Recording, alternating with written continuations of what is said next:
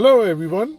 Today I'm going to share with you my Mercedes S63 and I'm going to upgrade my vanity light to LED lights, and the lights I'm going to use from Ala Lighting. I'll provide the link under description. Please check it out in case if you need to upgrade yours. This is the bulb, OEM bulb. I took it out and these are the LEDs. This is how it looks, the OEM light. This is the other side. I took the bulb out. It's very easy. You just press it in, and before putting back in, we're going to test it.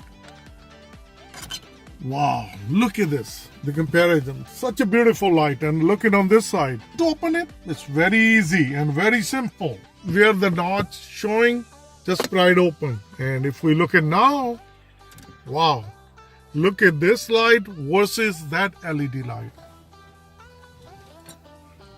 I'm going to pop this open. And we're going to put this LED. This is the LED, press it in. And if I open now, such a beautiful light. And we're going to push back in and put it in. This is it.